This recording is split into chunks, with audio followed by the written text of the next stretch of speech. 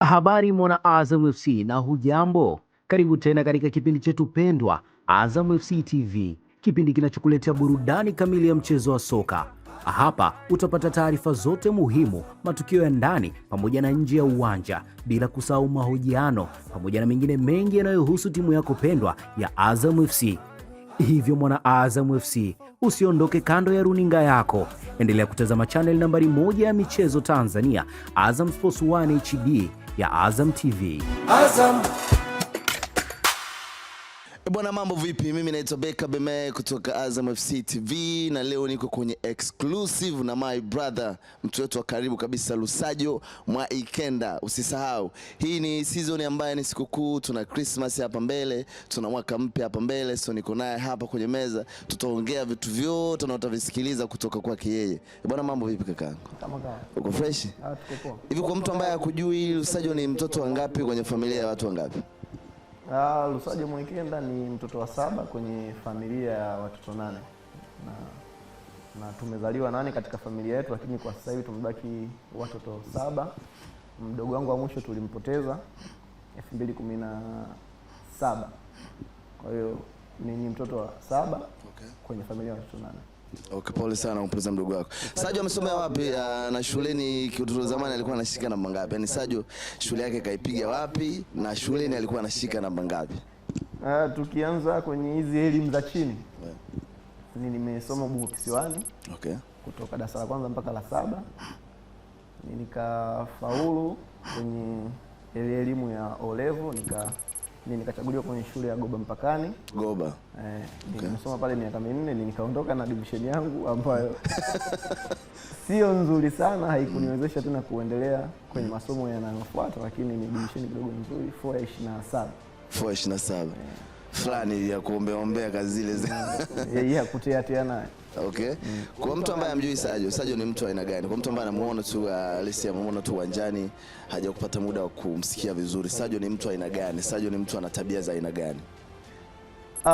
Kwanza ni kijana mstaarabu sana, na ni kijana mpole, na ni kijana anayependa kujichanganya na jamii na kujichanganya na watu wa rika zote, ili mradi kuweza kuokota chochote ambacho kitakachomsaidia kuendesha maisha yake. Na pia ni mtu ambaye anashaurika, ni mtu wa design.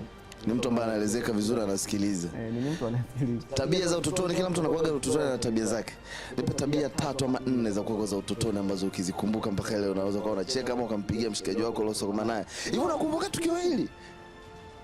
Tabia za utotoni, nikizungumzia tabia za utotoni, ni tabia tu kama ni za watoto wengine, kupenda kucheza, kupenda kuzurula, na muda mwingi kuna kipindi cha utotoni ambacho ulikopo mtu unaweza kuondoka toka asubuhi. Yaani ukinywa tu chai usionekane tena mpaka jioni. Kwa hiyo unaweza ukarudi jioni, mama akakukamata akakutandika. Maisha mengine nini? Ukachezea fimbo zako kadhaa. Kesho tena utasahau, kesho kutwa utakaa tena. Siku inayokuja tena unaanza tena mchezo ule ule. Nataka uniambie ile moment ambayo unaona kabisa kuna jirani mtoto wake kanuliwa nguo, kwao kunanukia, unajua kabisa kuna kitu leo kinapikwa pale, lakini ukija wewe kwako hauna nguo kwanza za kutokea ile sikukuu kama watoto, lakini pia hauna uhakika na kama mchana kutatoka kama kile kinachotoka kwa jirani. Hii moment ilikuwa ni moment aina gani? Ilikuwa inakudisappoint, ilikuwa inakunyong'onyesha, ama ulikuwa unaiamuaje ili sikukuu na wewe uwe kwenye sikukuu?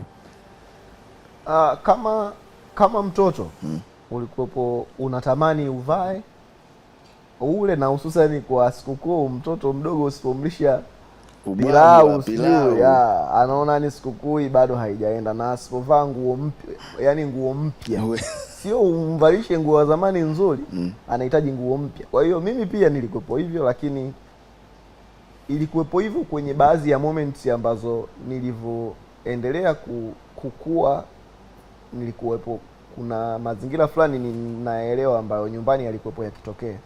Kwa hiyo nilililia kwa nyakati chache sana, na nilitamani kula pilau, kula kitu kizuri sikukuu kwa nyakati chache, lakini kuona nyumba ya jirani inanukia nyumbani kwenu, mnaona kabisa hapa dalili ninazoziona hapa apecha lolo, kuna maji ya ugali yanaweza yakainjikwa hapa.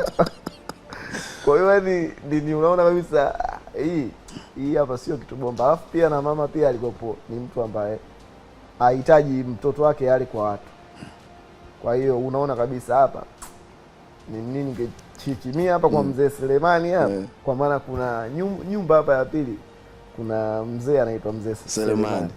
Kwa hiyo ningechichimia hapa kidogo, ningepiga hata kidogo pilau langu, lakini mama yangu hapendi mimi nile kwa watu.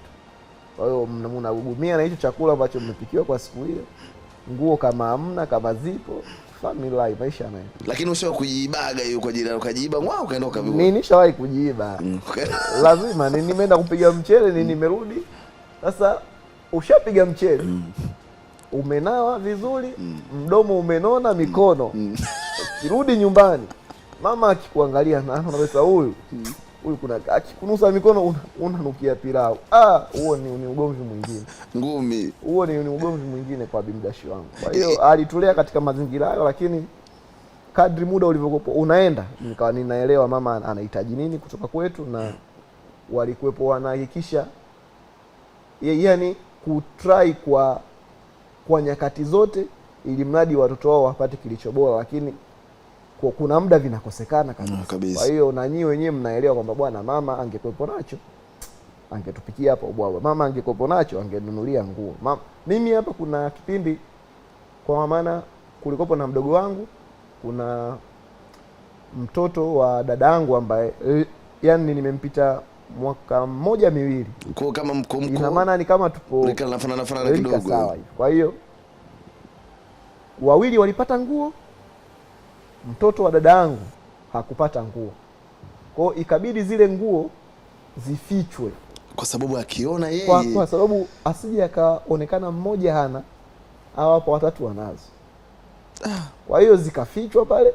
Tumekuja kujua hilo baada ya sikukuu kupita, ndio mnatolewa, mnaambiwa huyu hapa naye zake zinakuja kesho. Lakini wakati wa sikukuu hamkupata. Sikukuu hakuvaa mtu. Tumepiga tu mchele pale, tumeoga, tumevaa nguo zetu zile za zamani, kwa sababu nguo ya mtoto mmoja ambaye seti ambaye nini mjombangu haikuwepo. Kwa na yeye wote mngependeza bila yeye. Naye alijua kwamba yake haipo na sisi hapa zetu hazipo. Kwa hiyo zilivyopatikana tatu zote tukaambiwa nyinyi hapo mbili zenu hizi, huyu hapa ya kesho inakuja. Safi sana. Kuliko that time mngevaa nyinyi bila yeye. Tungevaa tungemdisappoint. Angesikia vibaya sana. Angesikia vibaya. Hivi ilikuwa kitokea saa let's say mmevaa ile moment ambayo umeleta nguo mpya. Tayari situation nyumbani iko vizuri, kuna bwabwa leo tunajua, kuna nguo mpya umeletewa pale Sajo. Tambo zile za utotoni. Tambo zilikuwa za aina gani tambo zako zile? Tambo za utotoni kwanza ni lazima kuna nguo zinaweza zikaletwa. Zinaweza zikaletwa labda za watoto, labda kama sikukuu labda unakuta ni tarehe 25 Christmas. Labda tarehe 22 hapa 21 nguo zinaweza zikanunuliwa. Pale unaweza kuona sasa hapa sikukuu ipo. Zikawekwa hapa zimekuja. Haya, mnaanza kupewa wewe yako hii, wewe yako hii. Lazima mtesti. Kama inakutosha muna testi viatu sijui hivi viatu. Sasa kuna moment ambayo unaweza kuona mwenzio amenunuliwa nguo nzuri sana kulikoni ya kwako wewe. Tamaa hizo. Kwa hiyo kuna moment ambayo unaweza kuletewa nguo lakini pia usipende kwamba sasa mimi mbona hujanunulia kama ya yule, mimi mbona viatu vyangu hizi kamba hamna kama za yule. Kwa hiyo hizo ni moment za utoto ambazo kipindi cha sikukuu watoto wengi sana wanazipitia. Kuringishia wewe, kuringishia ile. Muda huo unakopo umeletewa kwa sababu ya Christmas. Muda huo mtoto mwingine anaweza akatamani kutoka nazo. Mama akakuzuia. Ukatoka tu pale unataka uzivae siku hiyo, si mpya, inabidi nikaonyeshe marafiki zangu. Ukishamaliza unaweza ukaziacha pia, ila ukitoka nje lazima uambie bwana France ni bwana mama bwana kashaninunulia nguo zangu. mi bwana mama jana kaniletea nguo, mi bwana fulani, mimi Christmas nitavaa nguo nzuri. Kwa hiyo ni moment za utoto hizo. Sajo, mimi nataka utushare na watu ambao wanakuangalia na tushare experience. Sasa ushavaa nguo zako za sikukuu pale, ushapaka mafuta yako yale yanang'aa vizuri sana.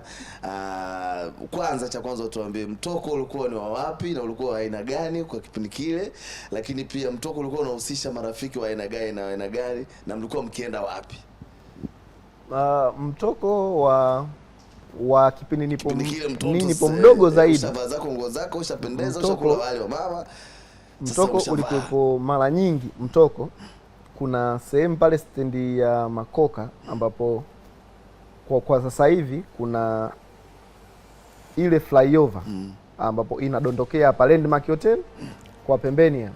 Ukirudi nyuma kuna sehemu fulani walikokuwa ni yani jengo fulani la ice cream kubwa. Kwa hiyo pale palikuwa ni panajaza sana watu. Panajaza sana watoto hivi wengi. Kipindi kile barabara sio kubwa kama hivi. Kwa hiyo lile eneo lilikopo kubwa lina hold watoto kibao. Ndio sehemu yenu. Kwa hiyo ni pale ni mnaenda pale hata kama ni una 300 unaenda pale kushinda. Bai saa 11 hivi, saa 10 mpaka saa 12 hivi kasoro saa 1 mnaodi zenu nyumbani, sikukuu imeisha. Na 300 sasa ulikuwa unatumia kwenye kufanya nini? Pale ni ukifika pale unaweza kukuta kuna watu pale wanauza ice cream, unaweza kula ice cream, unaweza kuna via ice cream fulani vilikopo vya kuchomeka na chelewa.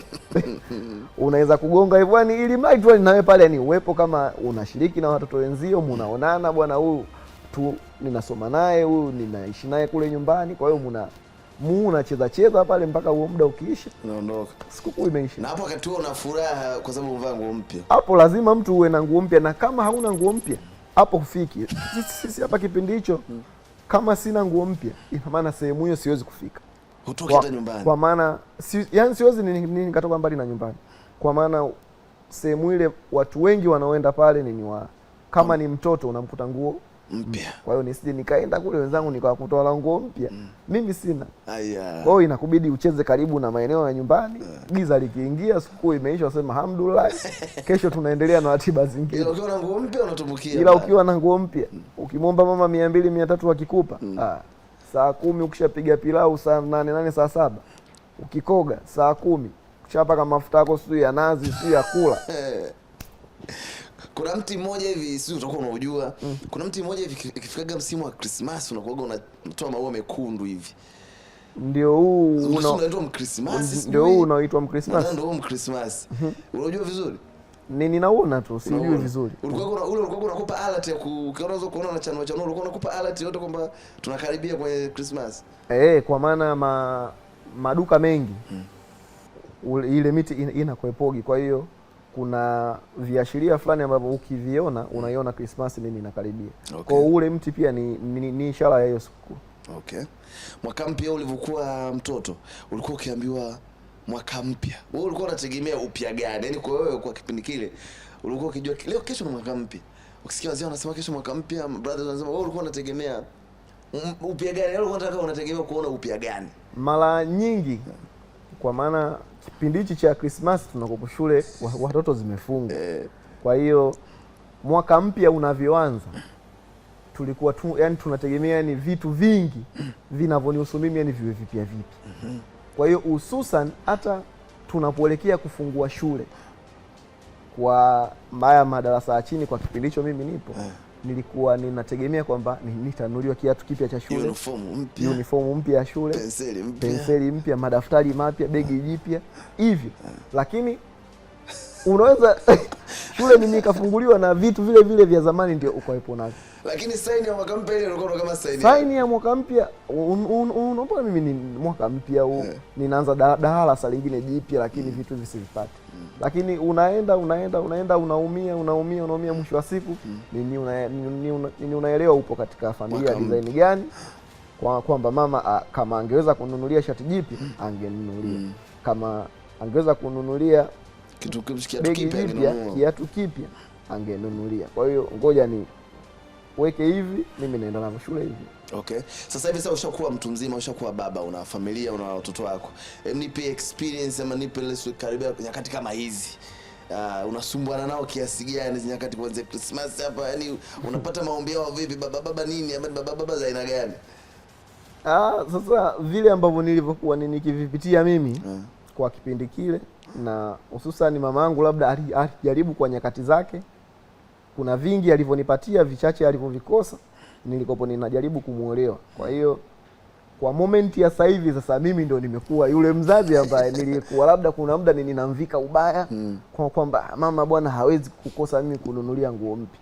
Yaani hizi hela tu yani kutafuta mimi ununulie unashinda. Kwa hiyo nao mimi ndio baba. Kwa ninatakiwa ni supply hivyo vitu vyote kwa watoto wangu. Kwa hiyo na ninamshukuru Mwenyezi Mungu, ninajitahidi kuhakikisha kwamba wanangu kile nilichokipitia mimi wao wasikipitie.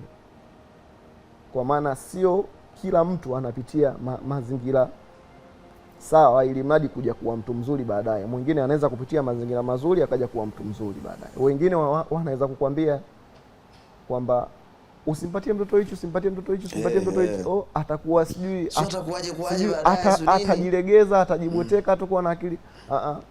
Wewe kama ulipitia kwenye mazingira magumu, sio kila mtu eti apitie mazingira magumu ili mradi eti aje eti afanikiwe.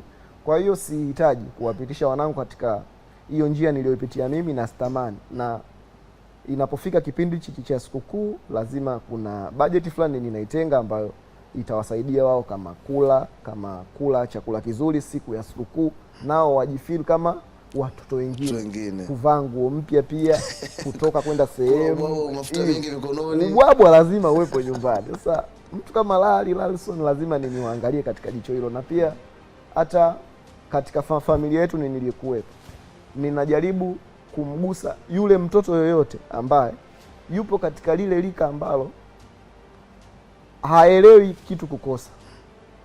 Kwa hiyo sihitaji nimweke katika mazingira ambayo mama au dada yangu kama ana mtoto mdogo wa design hiyo.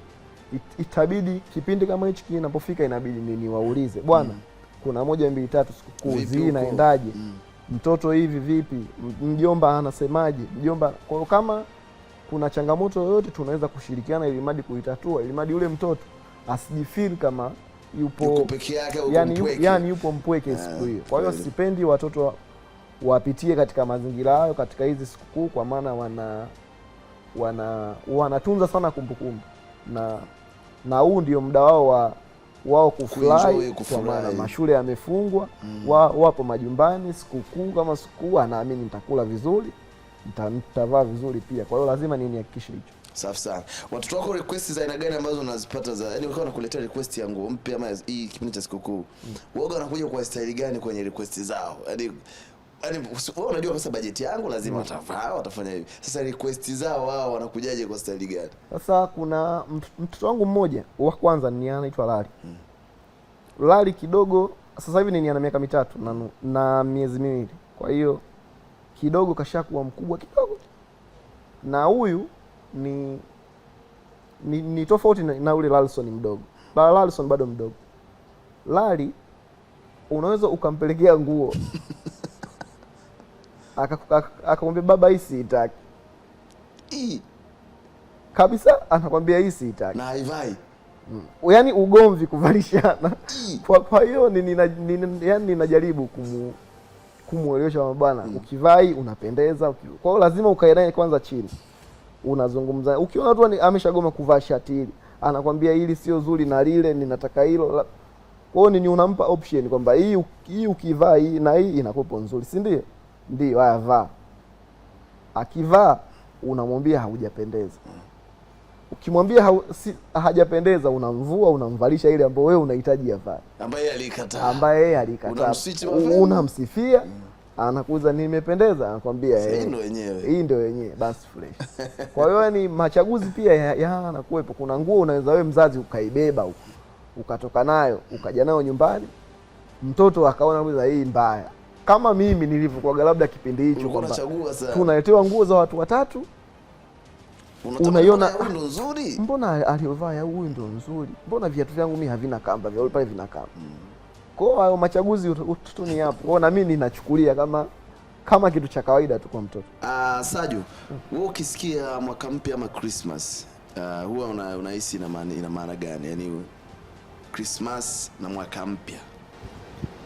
Tukianza na Christmas, ni mimi kama Mkristo na hesabu kama siku aliyozaliwa Yesu. Kwa hiyo ninaifikiria katika design ya kidini zaidi, na kipindi ambacho kama hichi tunayaenzi, tunayafanya yale yote ambayo mazuri yote yale mazuri ambayo tunatakiwa kuyafanya, lakini ukizungumzia kwa mwaka mpya ni namba zinabadilika. Okay. Kwa hiyo ukizungumzia masuala mazima ya umri pia unabadilika, inabidi mambo mengine mapya yaje wewe kama wewe na vitu vyote unavyovifanya vinavyokuhusu wewe. Kwa hiyo ni maana kama hii. Okay. Umegusia hapo kwenye mwaka mpya, tumalize. Watu wengi ukishafika karibia lesa kama 7 Disemba, watu wengi wanakuwa na mawazo, ama kila mtu ana target yake. Ikifika mwaka mpya nataka nifanye hichi, ikifika mwaka mpya niwe hivi. Kwa nini watu wengi wanaweka hii target? Ikifika mwaka mpya niwe hapa, niwe hivi. Kwa nini yani sio papa kwenye niko mwezi wa 6, kwa nini nisifanye hivi na hivi? Ngoja ikifika mwaka mpya nitakuwa niko hivi. Mimi ninahisi ni kutokana na hizo namba kuchange, kwa maana wao wanahisi ni mwaka mwingine unafuata. Kwa hiyo vile ambavyo nimevifanya inabidi viongezeke viwe zaidi. Kwa hiyo ni targets za kila mtu ambazo anajiwekea yeye personal, ambavyo anahisi kwamba nikifanya hivi baadaye maisha yangu yanaweza kuwa mazuri, lakini sio lazima pia iwe mwaka mpya. Kwa maana unaweza ukajiwekea target ambayo hata bwana mwezi wa 8 mimi nastahili kwa sehemu fulani, mwezi wa 10 naweza kuwa sehemu fulani. Kwa hiyo ni maamuzi tu ya mtu, lakini wengi wao wanachagua mwaka mpya na wana set goals zao kabisa hapo. Sajo, ni shabiki wa muziki wa aina gani? Mimi ninasikiliza muziki chache sana, lakini ni muziki ambayo yani mingi ni ya zamani. Okay.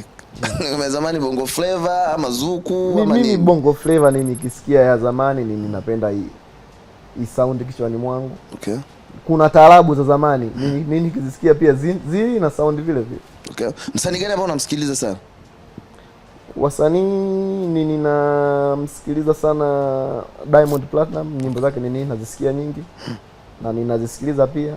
Unakuja kwa Harmonize ninamsikiliza pia. Mtu kama Mario ninamsikiliza, lakini mtu kama 20% pia ninamsikiliza. Unasikiliza sana. Safi sana. Kufua, kuosha vyombo, kupika, ni kitu gani hapo utaki hata kukisikia ama huwezi kukifanya? Hapo nafikiri ni kuosha vyombo. Sio vitu vyako. Sio vitu vyangu kabisa. Na utaki kabisa. Sitaki hata kusikia. Stare gani ambayo Saja anatumia ama hatumii? Hivyo vyote mimi situmii. Hujao kukutana na mkumbwa na hiyo? Mkumbwa lazima unakutana nao, kwa maana tunajichanganya katika jamii nyingi tulizokuwepo, na mimi ni mmoja anaishi katika hizo jamii ambazo sio jamii nzuri. Kama sehemu ninayokaa ni sehemu ambayo watoto wengi sana waliharibika na hivyo vitu, hususan Ubungo. Ni sehemu ambayo Kitintale pale ni sehemu ambayo yani wewe ukija na akili zako inabidi ubaki na akili zako hizo, usifate mkumbo wa hiyo sehemu ambayo unayoishi. Kwa hiyo mimi hivyo vitu nimekutana navyo. Okay. Lakini nimeweza kupass kwa maana nilikuwepo, nina kitu ambacho ninakihitaji mimi ndicho ninachokifanya. Nisichokihitaji siwezi kukifanya hata mtu ukifanya vipi. Yani unishawishi kwa kiasi gani. Okay. Tumali ndoto ya Sajo mpaka sasa tulipofikia, na mpaka sasa hivi Sajo alipofikia, ndoto yake ni nini? Yani ndoto yake iko vipi mbele ya vision? Ni mtu anatamani kuwa nani? Ni mtu ndoto yake kaiseti vipi mbele?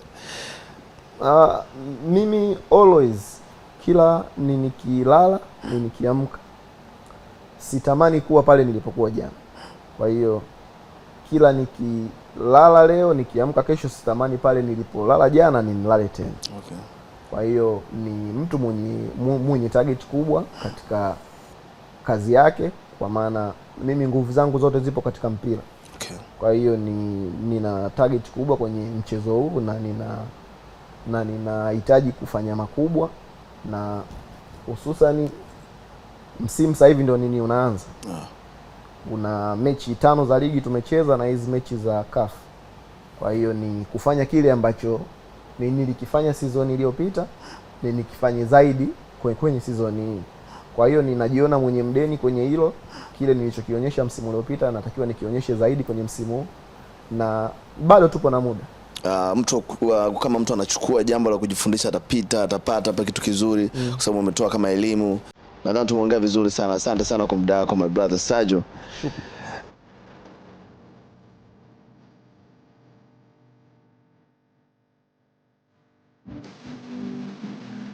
Najua huu ni msimu wa sikukuu. Ningependa kuwatakia Watanzania wote heri ya Christmas na mwaka mpya. Tusherekee, tuenjoy.